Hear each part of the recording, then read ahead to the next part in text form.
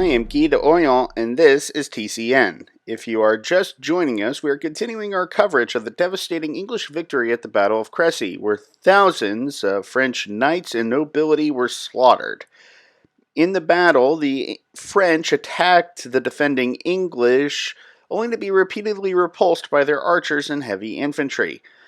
The French finally gave up after taking overwhelming losses in what some are calling a massacre.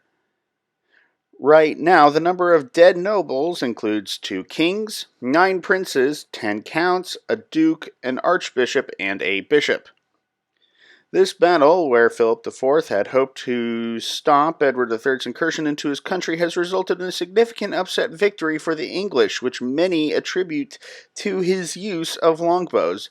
Discussing these new developments in military tactics are Bernard de Lusignan and Robert Fitzwilliams. Thank you all for coming.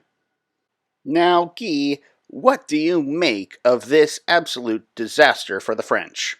This is an absolute disgrace. The English have fought in a dishonorable way, and no one should be looking at them as an example to emulate. The number of noblemen and knights who died is unacceptable.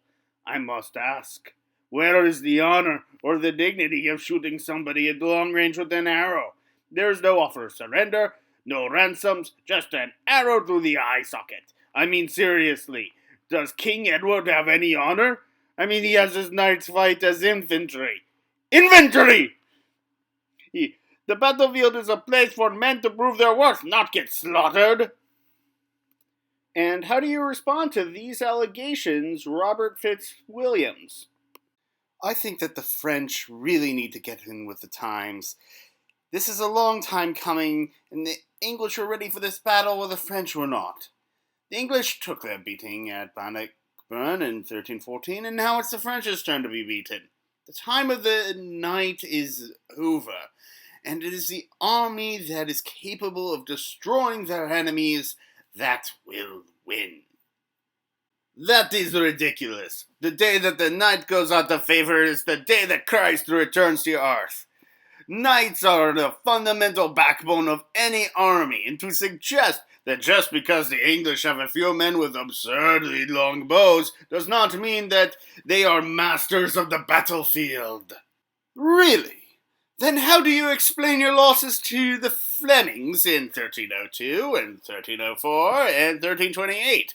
If a bunch of Flemish merchants are able to defeat you, what chance do you stand against the skill and wisdom of King Edward? Unless the French are going to change their tactics, they can expect to continue to lose to the English.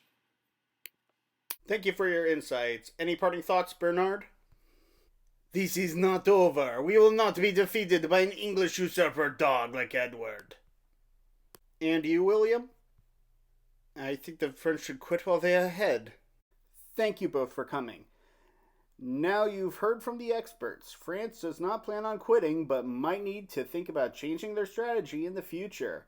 Now for his take on events, we go to an exclusive post-battle interview with the Prince of Wales himself, Edward of Woodstock, from our reporter Geoffrey DeCon.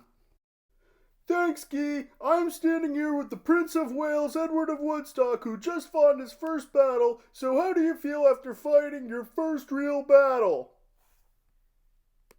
Yeah, I feel great. It got a little hairy there for a bit, but we managed to rally and hold strong, and with the help of God, we managed to pull a win.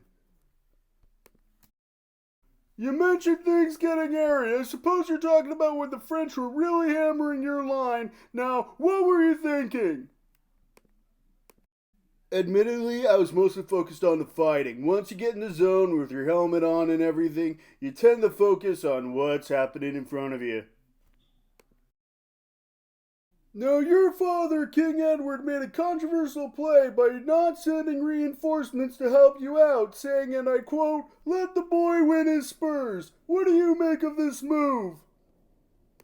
Hey, my dad had complete confidence in my abilities, and he knew I would win. Honestly, I think more than anything that really energized the men and helped us pull through and rally. And how do you respond to the French claims that the use of longbows is not chivalric? I think the French are a bunch of sore losers who simply cannot accept the fact that my dad is the rightful heir to the throne of France.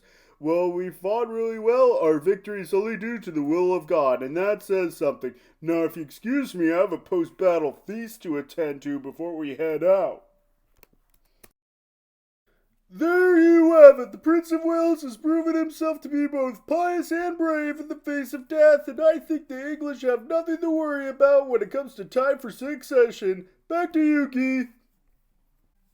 Thanks, Jeffrey. We now have a roundup of the news. In England, famed outlaw Sir Eustace Fulville died of natural causes. Fulville is best known for his murder of Roger Bellers and was seen as the ringleader of the notorious Fulville gang, although he was pardoned of all crimes and was later knighted.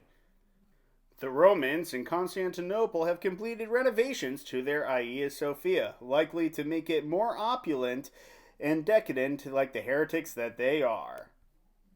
In economic news, the Italian banking crisis continues as the Scali Bank went out of business after Edward III decided to default on his loans, stating, "What are they going to do? Repossess my army? I honestly want to see them try." The Scali, along with the Bardi and the Peruzzi, have lost lots of money in granting loans to the English, with estimates suggesting that they have loaned a combined 1.5 million florins to the English king. In a statement, a representative of the Scali family said, "Well, at least we did not go down like the Templars." Well, let's hope that this serves as a nice reminder on why it is sinful to engage in money lending.